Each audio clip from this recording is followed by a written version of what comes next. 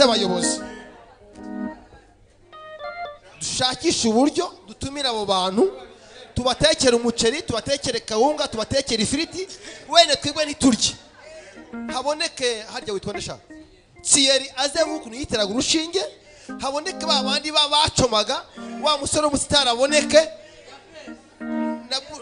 Yebesi bose bari hano batanga ubuhamya niturangiza abantu tubagabure batahe. Haleluya. Turashaka abantu batanu muri mwebwe bashaka guhagararira abandi bazatubwira ibigomba gukorwa bari batanu. Umwe, babiri, batatu, bane, batanu. Imana ishimwe. Mugende mutwigire ibyo tuzateka nuko bizagenda. Dutumira abantu mu muhanda. Uzababwiye ati hari ibyo kurya gusa ku rusenge twateguye. Mu bicaza ukwabo, mu bicaza ahantu tubagurire wenda amafanta bakiri kwicara aho ngaho baze kumva ubuhamya dusimbukira Imana tuvuga iby'Imana yagize gute yadukora. Haleluya! Haleluya! Hanyuma nawe wanyweye rimwe, wanyweye abiri, wanyweye atatu, nawe uzaburi hano. Yesu nashimwe. Haleluya. Kandi tuzazana abantu tubabwire ukuntu Yesu agira neza. Amen. Ugiye ko arundi wari ugiye kuvuga ariko w'umudamu. Haleluya. Pastor Jean Paul Imana mumugisha areretswe impamo ya Mungu. Mu gitondo nanjye neretswe nicaye hari asinze umuntu abibwiye nitegereje ndangije mbwira umuntu twe twicaranye ngo iyo Yesu ataza kutugira neza twakabaye uno munsi wo ku cyumweru turi muri hangova y'inzoga twaraye tunyweye. Nukurishimye Imana wo mu ijuru muvuze iby'inzoga ntago nanyweye inzoga cyane nk'aho ari karandi cyangwa se ari nk'ibintu nkunda cyane, ariko iyo nazinywaga narazihamyaga. Ngiye niba narasohokaga tugasohoka yego, kandi mbere yuko nywa inzoga narabanzaga nkanywa urumogi. Nari nzi ko mu buzima bwanjye n'umuntu wanywaga urumogi nabonaga ari we muntu wa mbere ku isi ufite ubwenge usobanutse. Nta n'umuhungu ngiye wabaga yanantereta ngo amaze ngo witwa gute, nzi ko atabaya nabonaga ari idage ntago byabaga byabaho.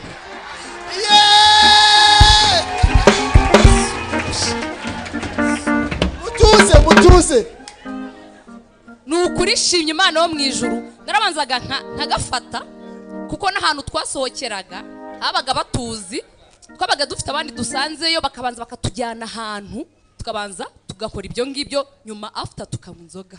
Ariko shimye Imana wo mu ijuru nubwo ibyo bintu nabikoraga nabaga mfite ubwenge, nta muntu wasambanyaga, nabaga nkontorora. Niyo umuntu yazaga kuntereta nameraga nk'ishitani. N'umukobwa twabaga twasohokanye nta muntu wamuteretaga.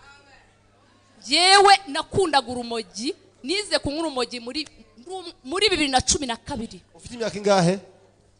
Natangira ko nari umunyeshuri nigaga segonderi, nibwo nahiye muri segeko. Nari mutoya nicyo kigaragara, nari nkiri mutoya. Ari bagenzi banjye nigaraga n'abana benshi b'i Kigali, ariko abana b'i Kigali Imana bafite uburara we. Ubwo ngo ni nk'inama bari bangiriye, sinzi ikibazo nari mfite, baranshuka barambwira ngo tujye kukurangira umuti uri bukwibagiza icyo kintu. Banywesha urumogi bakajya babitumura bakama umwuka wabyo, ariko nkumva wapi. Inshuro ya kabiri noneho ndemera, nicyo kintu numvaga mu buzima ntareka. Shinye Imana wo mu ijuru kuva nakinjira hano kuva wagera hano ngewe njya kureka. Nta nubwo nigeze nkizwa ngo wenda ndeka inzoga kuko nageze mu nzu y'Imana. Namaze umwaka wose ntakoze inzoga mu kanwa, ntakoze urumogi. Imana yampaye ikigeragezo kuko nari mbizi ko nzakorera Imana, nifite amasezerano menshi cyane.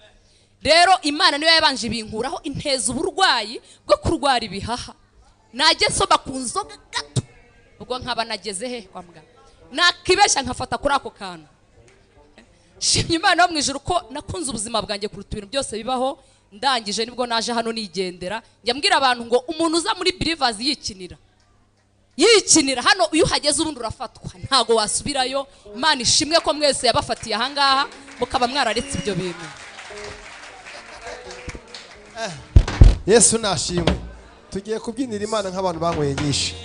Reka noneho ngo uyu ngo nabashaka kugira ikintu avuga. Haleluya, haleluya, haleluya. Noneho bavuze igazi imwe numva nukuri baratubeshyeye igazi imwe narayirengeje ebyiri ndazirenza